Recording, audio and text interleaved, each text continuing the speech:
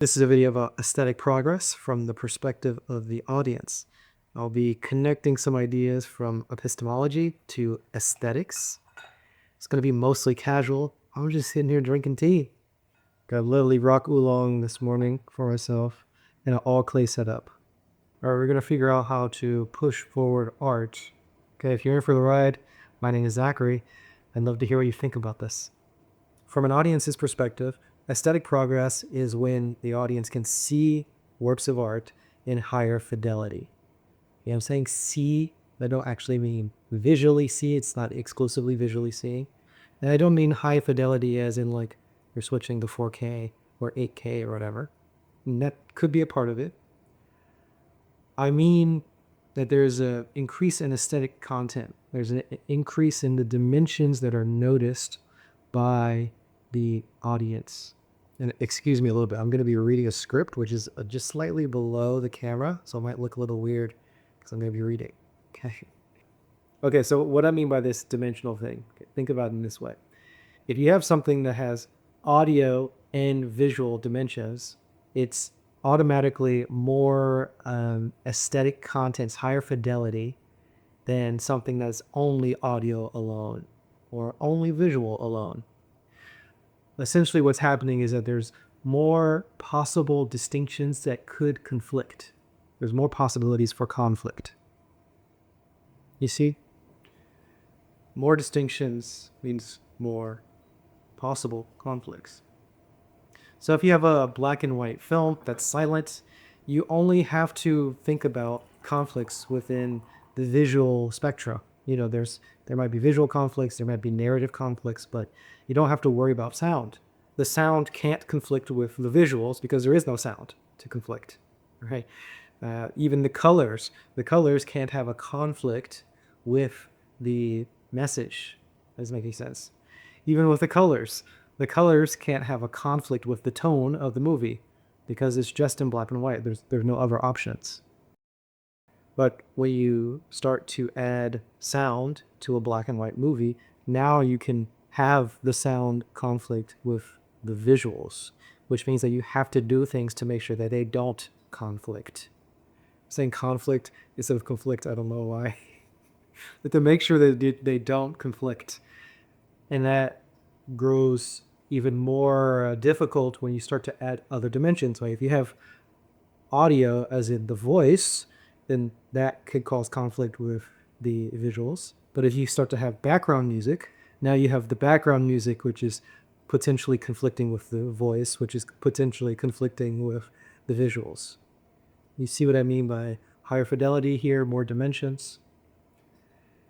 Having aesthetic progress is when the audience can see in more dimensions. It just means that there are more problems. Of course, what I just described to you with color and so on, most of that is technical. It's kind of like it's dealing with the technology, but not inherently, not fully, right? Because if you have a movie that's in color, for example, the audience doesn't automatically understand that the colors could be matching the themes, right? Maybe there's a character that wears a particular color always. Essentially what's happening is that the costume design of a particular character could be in conflict with the theme or the mood of the character, right? But then the artists, the movie is doing something in particular to resolve that conflict, to make sure that there is no conflict. In doing that, the artist has created a structure, which I would call beauty. We could also call it knowledge. This is why we're using epistemology and thinking about this kind of stuff.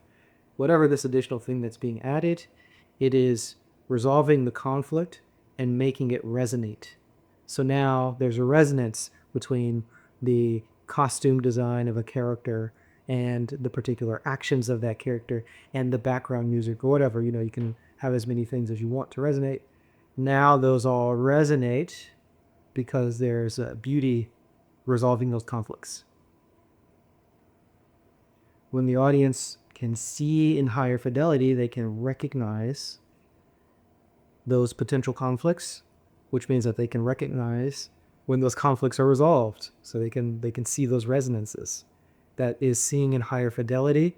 That is aesthetic progress. When an audience sees in lower fidelity, that means there are fewer possible conflicts. It means that there's less beauty required to resolve those conflicts. And when an audience sees in higher fidelity, that means that there's a massive surface area for conflict. And it requires much more sophisticated beauty, more sophisticated solutions to achieve resonance there. So, of course, seeing in higher fidelity is a part of aesthetic progress, but the real mechanism of aesthetic progress is finding these resonances, and those resonances will begin to create autonomous problems. Autonomous as in they have a life of their own. They're unpredictable by either the artists that created those resonances or the audience member who is noticing them. Then you create new problems. And those newer problems are more subtle. They depend on the previous problems, and they build up and create a totally new world of things that you can recognize and notice, and conflicts that you could see, and potential beauty that could resolve those conflicts. That is the real mechanism of progress. Resonances create new problems. All right, I don't know if I really need to. Do I even need to go into more examples? I'm not sure. Yeah, we're going to try it. Okay, let's look at a very historical example. It's something I just really like. I like music a lot. I like classical music a lot. So we're going to talk about sonata form a little bit here. Okay, and we're going to think about the audience perspective of sonata form. Okay, this is like it's a theoretical technology. I'm going to call it technology. It's a dumb word to use. Okay, it's an analogy. It's a theoretical thing. It's a theoretical technology of composition that solves a particular type of problems. And the problem is like arranging multiple themes. And during the classical period, we've got composers like Haydn, and they care about themes, and they want to distinguish multiple themes. They want the themes to be recognizable. They want the themes to be memorable.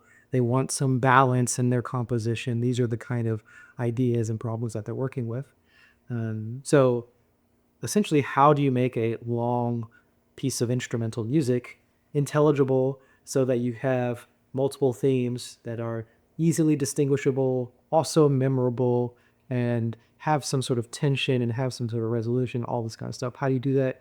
The solution is sonata form, something created by Haydn. Now, I'm really fond of William Kaplan's formulation of this. It's very pretty much derivative of Karl Schoenberg's, but the specifics of it are not incredibly important for our discussion today. In sonata form, you have an exposition section. This is where you expose the two themes. You have a primary theme and a secondary theme. You display both of them, and they are contrasted in some way. And then you move over to what is called the development section. This destabilizes both of the themes even more. It makes them, it's not clear what key they're in or what form they're taking. Things get fragmented a lot. A lot of the themes just kind of change and morph in this section. And then you get this recapitulation section, which restates both of the themes, the primary and the secondary themes, and then puts them in a new form that makes them cohere much more. So they're in the same key. It's a musical way of putting it. Put them in the same key so that they are less differentiated. They work together better. And that is the basics of sonata form.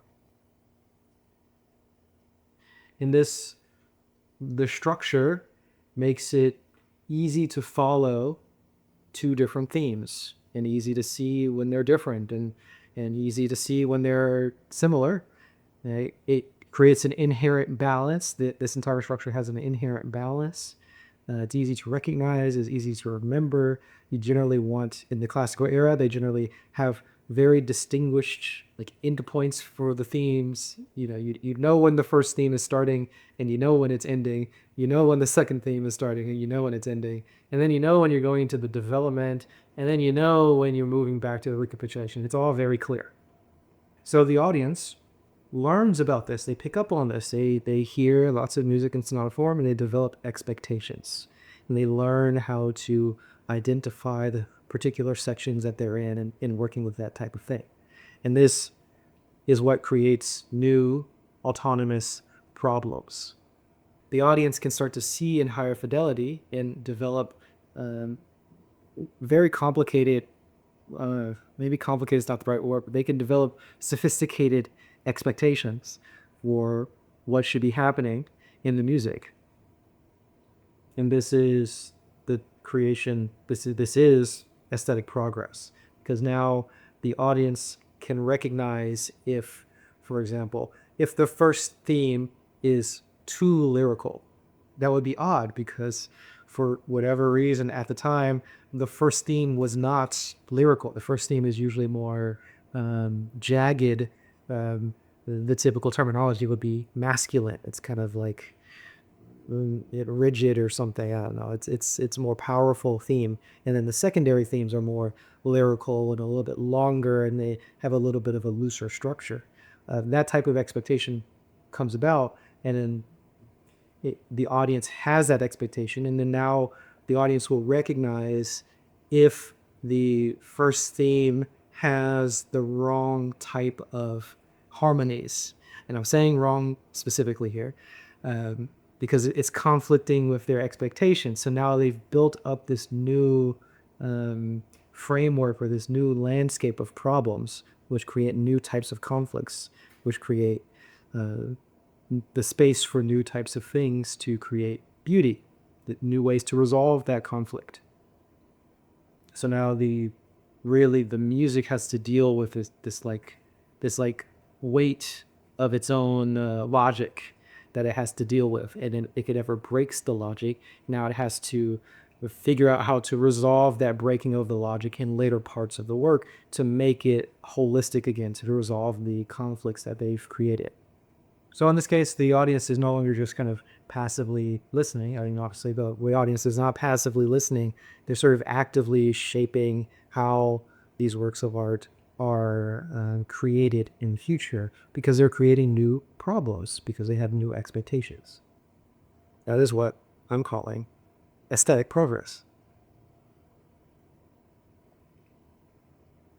Okay, then I just want to move on to great works of art. So great works of art are the ones that highlight new problems and resolve them in interesting ways. I mean, that seems pretty simple. In which case, they would no longer be problems. I think I would just call them things that resonances maybe. I'm not sure. I don't have a good language for this yet.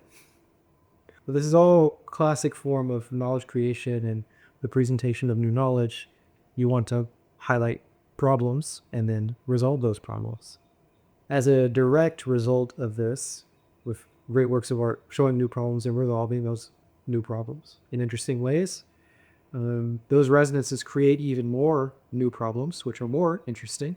And almost by necessity, the older works of art become obsolete because the older works of art are addressing older problems that no one cares about anymore. So I use the sonata form example pretty deliberately because I know that most people don't care about the technology of sonata form. I like it a lot. I like classical music. But even liking classical music, sonata form is almost completely irrelevant. Let me get into details here. Right, like classical music, the classical era was pretty much Haydn, Joseph Haydn. He's my guy. Okay, he made sonata form like he made it around the 1760s. Okay, like there was like a proto version that existed before, and he kind of morphed it and changed it. But anyway, he's the kind of the beginning point of what we would identify as actual sonata form. We think about sonata form, we're thinking about the derivative of the works of Joseph Haydn. Okay, 1760s. All right, Mozart began writing works that would be in the sonata form sometime in the 1780s or something like that. Like actually good works around that time. Okay, great. Okay, and then by like the early 1800s, like 1810s, Beethoven was kind of destroying sonata form. He's throwing a wrecking ball through it. He's completely changing the form, loosening it, and it's just it's still quite recognizable, but It's not quite the same. After Beethoven, 1820s and so, oh boy, these romantic composers, sonata form is totally different. The way that they're handling themes, the way that the things that they care about is just not the same. They don't want they're not even concerned about having recognizable themes. They're not concerned about distinguishing the primary theme from the secondary theme. They're not concerned about things being memorable. They don't really care about balance as much. Most of those things, those concepts are just thrown out. So all the problems that the romantic composers are thinking about are not matched by the problems that the classical composers are thinking about. So the solutions are totally different. Really, the problems of clearly distinguishing themes and differentiating them and then um, making them be more coherent together, that was solved. That was done by the classical composers. Now the romantic composers, they want to make much more lyrical themes. They want to make much more powerful themes. Sometimes you want to be ambiguous whether it's the lyrical, powerful. Sometimes they're the same at the same time. It's kind of weird. The harmonies get really thick and dense and strange and weird and ambiguous. The melodies, the rhythms get strange and odd, and you want to have these kind of everything is weird and different and expanded and new. And then you get these incredible instrumentations. Don't get me started on the instrumentation. Romantic composers, they can hide all of their crazy melodies, and they can smooth out all of those harsh harmonics with this beautiful instrumentation. You can do it very well. It's a totally new set of problems and new sets of standards of evaluation. Like if you're into romantic era music and you're kind of in the romantic era mindset and thinking about the romantic era problems, and then you listen to classical era music, something as simple as like the instrumentation matching the mood of the particular themes, there's going to be like the fidelity at which you're looking at that in the romantic era is going to be totally different from the classical era. There's going to be some chamber music in the classical era where pretty much all of the themes are just played on piano. Let's say there's a piano trio, everything is going to be played on the piano just because it's a piano trio and the piano is like the main instrument. That's just how it is in the classical era sometimes. Okay.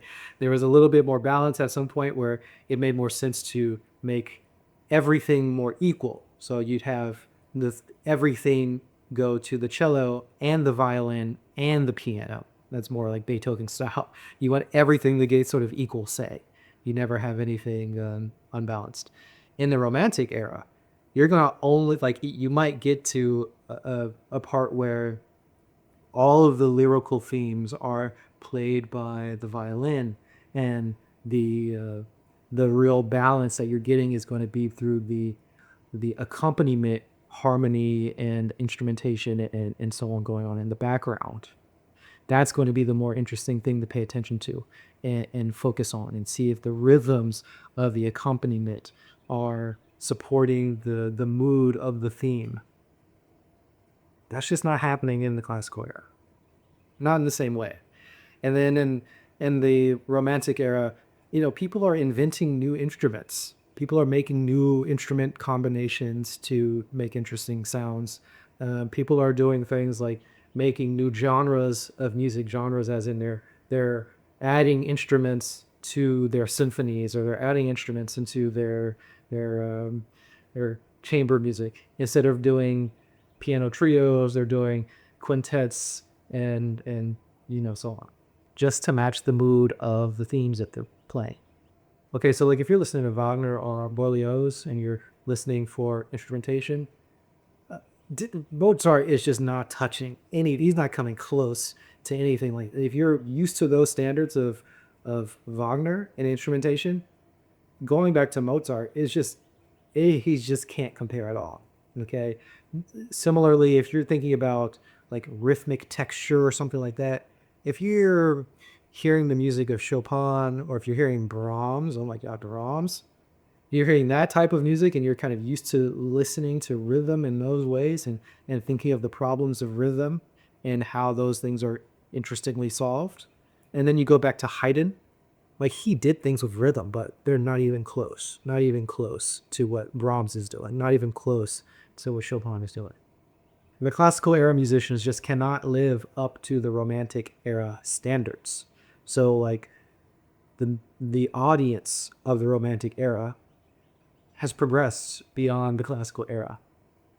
All right, that whole section probably only made sense to like for people in the audience. I had to apologize. I just like classical music. Okay, I continue with like a little bit more modern kind of examples here, which will probably make more sense, more visceral sense. Okay, like today, a real evaluation of music will be like wondering if the lyrics and the production of the song are arranged in such a way that you can make a good TikTok dance. Like that's a real evaluation of modern music. Okay. Mozart isn't meeting that standard. Okay. Haydn is not making music that is good for TikTok. Okay. There are no TikTok dances that are going to be available, to match Haydn's music because he wasn't making music in that way. He's not meeting the standards of modern music making. All right, that might be too far afield for some people. People aren't ready for the real modern standards. Okay, all right, well then, okay, we don't have to go that far. But then we even have things like reverb in the music, right? A real thing. If you're listening to music and you understand music production, you might really care about this. If the main instrument has reverb that is distinguished from the other instruments and creates a particular mood, but still matches the BPM or the tempo of the song. That is a real consideration that a real producer would have, or a person who is listening to music and understands music production. They would actually be thinking about that as they're hearing the music, or they'll be feeling it as they're hearing the music, whatever. One way to describe what's happening is we are constructing virtual rooms independently for each instrument to match the music. That is a simple way of describing what is happening with production in modern music. Okay? Mahler couldn't do this. Romantic composer Mahler could not do this. Okay? Wagner could not do this. He wished he could have done this. Wagner wished he had this type of control, but he could not do this. Okay? And a modern listener who has high fidelity, you can hear in high fidelity, who can see new types of problems more clearly, they would notice that Mahler and Wagner can't solve those problems. They don't have the capability. They didn't have that awareness, or they didn't have, in this case, they didn't have the technical wherewithal. They couldn't do it. They couldn't construct rooms to do this. And they tried, right? Mahler did definitely do off-stage orchestras and so on. So it's something similar going on. But it just, the capabilities that we have today are much higher than what existed before. So the audience expectations today are much higher than they were before. So this is because of progress, and this is a necessary feature of progress. And this is kind of why we should be skeptical, really, of some comparisons between old music and new music. It really is the same for any type of art. I assume any type of art you care about will be progressing. So if the art is progressing, then essentially all of the old is going to not be able to meet the standards of the new if your art is progressing. But there are a lot of people who try to compare old and new music. They're falling into this trap of having a fixed criteria. They're only evaluating music based on either current era criteria or past criteria. Either way, both of them will be mistakes. But this is the type of person who does not understand progress, or they're not noticing progress or expecting progress. They have no framework for identifying artistic progress, right? If I'm only listening to modern music and thinking about harmony or thinking about melody, I'm completely missing the point. You need to be thinking about TikTok dances. Okay. Okay, so there's like a interesting relationship between the audience and the artist together. They both have problems, different problems. Sometimes they have similar problems. Usually the problems are pretty similar, especially you generally want the audience to be educated a little bit on the artist's problems, and the artist is pretty concerned about the audience's problems, so they're making things for the audience. There are going to be lots of overlap and similarities there with the problems that they have, and they'll be able to recognize the solutions that they create. But they're not always on the same page.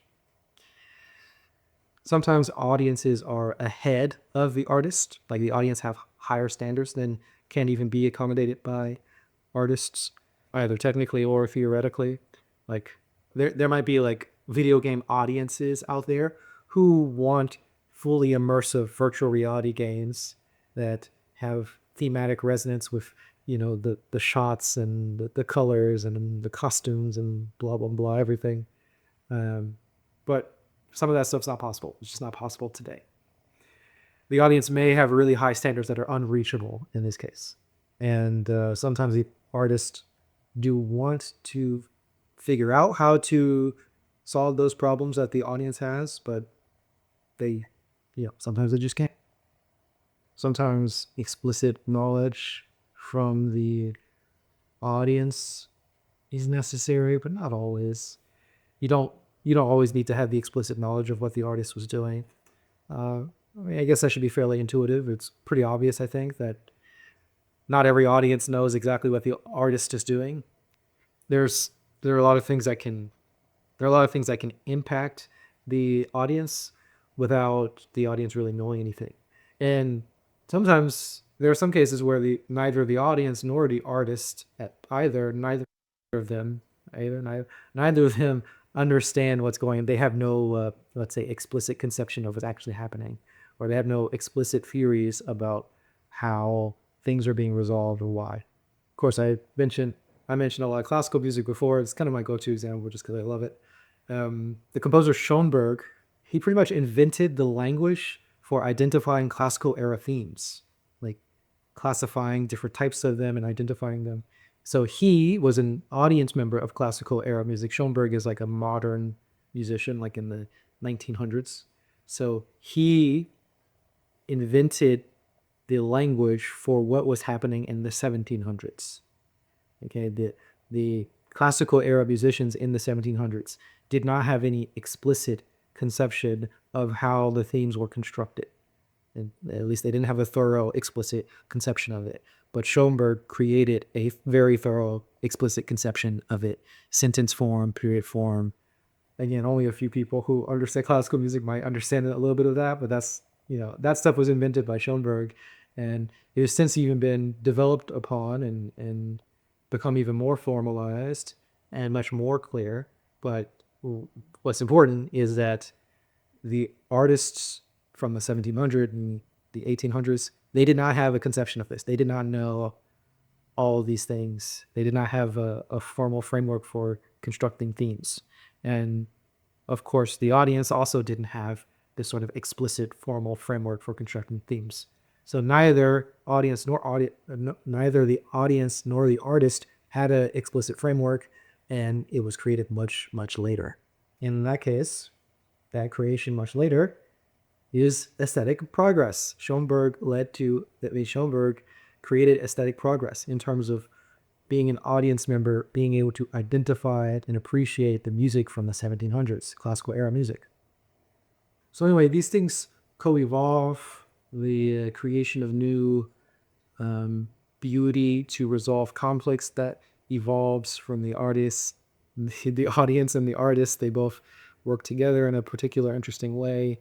The problems of the artist become the problems of the audience, and then so on. The problems of the audience become the problems of the artist, and both can resolve them in interesting ways. And in that resolution, they create new problems, which you get the picture, I think, hopefully. To appreciate a work of art, the audience must create the structure of the problem and the resonance of the problem, the resolution of that problem within themselves. And it's even better if they recognize the problems as somehow necessary. And it's even better if they recognize the resonance, like the resolution of the conflicts of those problems, as somehow the best possible resolution of those problems. They can't think of a better one.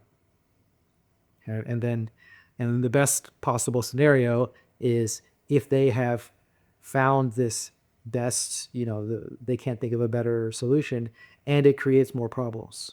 That is aesthetic progress. Okay. Progress happens when those resonances create new and autonomous problems. That's the only way that we can get more beauty. More problems means more potential for beauty. All right, if you got to the end of this video, hey, let me know what you think in the comments. Tell me if you think my idea is crazy or if I'm just totally off base here, rambling and don't know what I'm talking about.